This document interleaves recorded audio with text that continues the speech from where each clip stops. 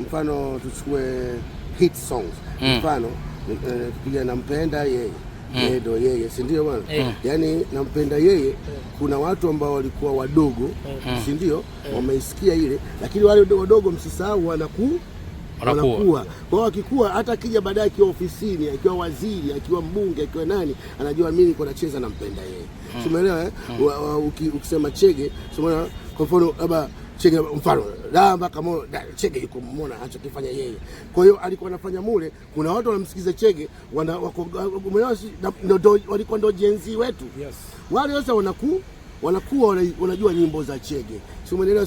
Kwa hiyo ukimsikiza Chege sasa hivi sasa, si umeelewa? Unajua huyu ni nani? Ni Chege. Kwa hiyo tunataka kufanya au hawajafeli. Ila wafanye pia muziki yao ile kizazi chao kinapokuwa kinakuwa nao. Sasa sio kinakuwa wafanye wao vitu ambavyo wao wanawadisi tena hawa. Hamna kitu. Mimi sometimes mimi naangalia hamna kitu bwana. Kwa hiyo wasifanye hivyo. Kwa sababu sisi tulikuwa hatuna hizo Chege. Sisi tulikuwa na mambo ya TikTok baba. Tulikuwa hatuna Mungu wangu. Ikaja baadaye ndo Facebook sui.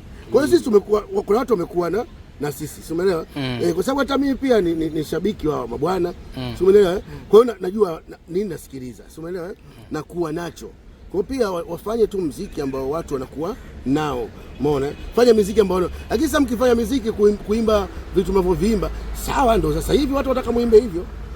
Nyinyi sawa, lakini sisi tulikuwa tuangalie hiyo. Sisi tulikuwa tuangalie, lazima useme chuchumaa suli tapanua suli nini fanya hivi. Sisi tulikuwa tuna hiyo, sisi tunapiga mawe kama nakwambia Chege, sisi tunapiga mawe na mtu anaandika jiwe.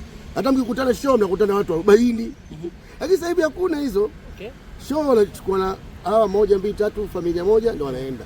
Kwa hiyo mimi nafikiri hatuna neno. Sisi tunaombea heri, na sisi wengine tunawashikaji zetu wadogo zetu tunafanya nao kazi, tunajichanganya nao, hatuna noma. Kwa hiyo hatuwezi kuzungumza, hawana tatizo. Hawana tatizo kabisa, wako sawa. Mimi kuna